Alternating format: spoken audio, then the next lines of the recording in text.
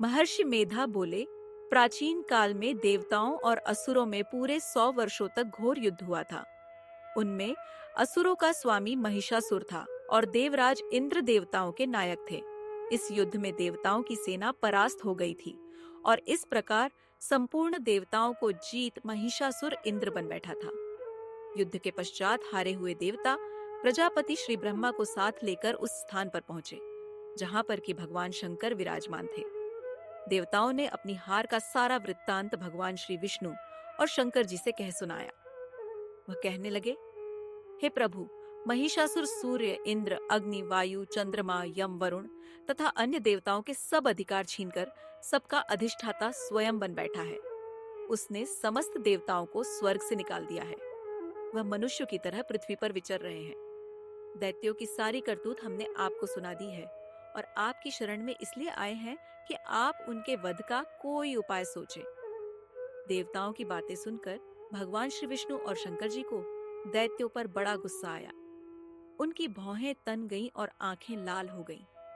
गुस्से में भरे हुए भगवान विष्णु के मुख से बड़ा भारी तेज निकला और उसी प्रकार का तेज भगवान शंकर, ब्रह्मा और इंद्र आदि दूसरे देवताओं के मुख से प्रकट हुआ।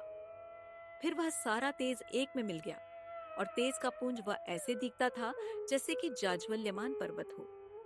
देवताओं ने देखा कि उस पर्वत की ज्वाला चारों ओर फैली हुई थी और देवताओं के शरीर से प्रकट हुए तेज की किसी अन्य तेज से तुलना नहीं हो सकती थी। एक स्थान पर इकट्ठा होने पर वह तेज एक देवी के रूप में परिवर्तित हो गया और अपने प्रकाश से तीनों लोकों में व्याप्त जान पड़ा। वह भगवान शंकर का तेज था। उससे देवी का मुख प्रकट हुआ। यमराज के तेज से उसके सिर के बाल बने। भगवान श्री विष्णु के तेज से उसकी भुजाएं बनी। चंद्रमा के तेज से दोनों स्तन और इंद्र के तेज से जंघा और पिंडली तथा पृथ्वी के तेज से नितंब भाग बना।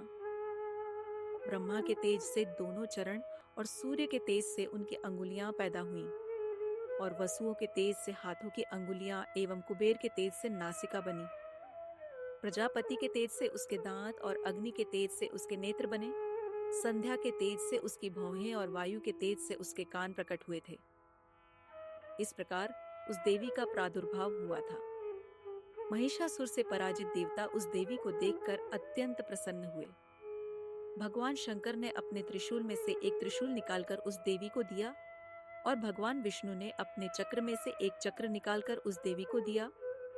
वरुण ने अपने चक्र में से एक चक्र निकालकर उस देवी को दिया। तरुण ने देवी को शंख भेंट किया। अग्नि ने इसे शक्ति दी। वायु ने उसे धनुष और बाण दिए। सहस्त्र नेत्रों वाले श्री देवराज इंद्र ने उसे अपने वज्र से उत्पन्न करके वज्र दिया और ऐरावत हाथी का एक घंटा उतारकर देवी को भेंट किया। यमराज ने उसे कालदंड में ले एक दंड दिया। वरुण ने उसे पाश दिया। प्रजापति ने स्फटिक की माला दी और ब्रह्मा जी ने उसे कमंडलू दिया। सूर्य ने देवी के समस्त रोमों में अपनी किरणों का तेज भर दिया। काल ने उसे चमकती हुई ढाल और तलवार दी तथा उज्जवल हार और दिव्य वस्त्र उसे भेंट किए और इनके साथ ही उसने दिव्य चूड़ामणि दी, 2 कुंडल, कक्कण, उज्जवल अर्धचंद्र, बाहों के लिए बाजूबंद, चरणों के लिए नूपुर, गले के लिए सुंदर हंसली और अंगुलियों के लिए रत्नों की बनी हुई अंगूठियां उसे दी। विश्वकर्मा ने उनको फरसा दिया और उसके साथ ही कई प्रकार के अस्त्र और अभेद्य कवच दिए और इसके अतिरिक्त उसने उसे कभी न कुंभलाने वाले सुंदर कमलों की मालाएं भेंट की। समुद्र ने सुंदर कमल का फूल भेंट किया। हिमालय ने सवारी के लिए सिंह और तरह तरह के रत्न देवी को भेंट किए। यक्षराज कुबेर ने मधु से भरा हुआ पात्र और शेषनाग ने उन्हें बहुमूल्य मणियों से विभूषित नागहार भेंट किया। इसी तरह दूसरे देवताओं ने भी उसे आभूषण और अस्त्र देकर उसका सम्मान किया। इसके पश्चात देवी ने उच्च स्वर से गर्जना की। उसके इस भयंकर नाद से आकाश गूंज उठा। देवी का वह उच्च स्वर से किया हुआ सिंहनाद समा न सका। आकाश उनके सामने छोटा प्रतीत होने लगा। उससे बड़े जोर की प्रतिध्वनि हुई जिससे समस्त विश्व में हलचल मच गई और समुद्र कांप उठे, पृथ्वी डोलने लगी और सबके सब पर्वत हिलने लगे। देवताओं ने उस समय प्रसन्न हो सिंहवाहिनी जगतमयी देवी ने कहा, देवी तुम्हारी जय हो। इसके साथ महर्षियों ने भक्तिभाव से विनम्र होकर उनकी स्तुति की। संपूर्ण त्रिलोकी को शोकमग्न देखकर दैत्यगण अपनी सेनाओं को साथ लेकर और हथियार आदि सजाकर उठ खड़े हुए। महिषासुर के क्रोध की कोई सीमा नहीं थी। उसने क्रोध में भरकर कहा, यह सब क्या उत्पात है? फिर वह अपनी सेना के साथ उस ओर दौड़ा जिस ओर से भयंकर नाद का शब्द सुनाई दिया था, और आगे पहुंचकर उसने देवी को देखा, जो कि अपनी प्रभा से तीनों लोगों को प्रकाशित कर रही थी। उसके चरणों के भार से पृथ्वी दबी जा रही थी। माथे के मुकुट से आकाश में एक रेखा सी बन रही थी, और उसके धनुष की टंकोर से सब लोग क्षुब्ध हो रहे थे। देवी अपनी सहस्त्रों भुजाओं को संपूर्ण दिशाओं में फैलाए खड़ी थी। इसके पश्चात उनका दैत्यों के साथ युद्ध छिड़ गया, और कई प्रकार के अस्त्र शस्त्रों से सबकी सब दिशाएं उद्भाषित होने लगी। महिषासुर की सेना का सेनापति चिक्षुर नामक एक महान असुर था। वह आगे बढ़कर देवी के साथ युद्ध करने लगा, और दूसरे दैत्यों की चतुरंगिणी सेना साथ लेकर चामर भी लड़ने लगा, और 60,000 महारथियों को साथ लेकर उदग्र नामक महादैत्य आकर युद्ध करने लगा। और महाहनु नामक असुर 1 करोड़ रथियों को साथ लेकर, असिलोमा नामक असुर 5 करोड़ सैनिकों को साथ लेकर युद्ध करने लगा। वाशकल नामक असुर 60 लाख असुरों के साथ युद्ध में आ डटा।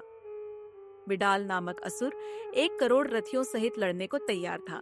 इन सब के अतिरिक्त और भी हजारों असुर हाथी और घोड़ा साथ लेकर लड़ने लगे, और इन सब के पश्चात महिषासुर करोड़ों रथों, हाथियों और घोड़ों सहित वहां आकर देवी के साथ लड़ने लगा। सभी असुर तोमर, भिन्नपाल, शक्ति, मुसल, खंडकों, फरसों, पट्टियों के साथ रणभूमि में देवी के साथ युद्ध करने लगे। कई शक्तियां फेंकने लगे और कोई अन्य शस्त्र आदि। इसके पश्चात सबके सब दैत्य अपनी अपनी तलवारें हाथों में लेकर देवी की ओर दौड़े और उसे मार डालने का उद्योग करने लगे। मगर देवी ने क्रोध में भरकर खेल ही खेल में उनके सब अस्त्रों शस्त्रों को काट दिया। इसके पश्चात आशियों और देवताओं ने देवी की स्तुति आरंभ कर दी, और वह प्रसन्न होकर असुरों के शरीरों पर अस्त्र शस्त्रों की वर्षा करती रही। देवी का वाहन भी क्रोध में भरकर दैत्य सेना में इस प्रकार विचरने लगा जैसे कि वन में दावानल फैल रहा हो। युद्ध करती हुई देवी ने क्रोध में भर जितने श्वासों को छोड़ा, वह तुरंत ही सैकड़ों हजारों गणों के रूप में परिवर्तित हो गए।